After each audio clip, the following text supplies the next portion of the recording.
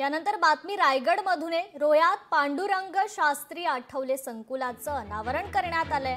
खासदार सुनील तटकरे, मंत्री आदिती तटकरे या कार्यक्रमाला उपस्थित होते।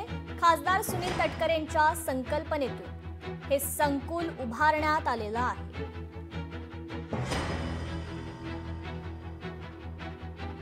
आमच्या सर्व रोहेकरांच्या आयुष्यातला एक विलक्षण आनंदाचा अभिमानाचा क्षण आहे।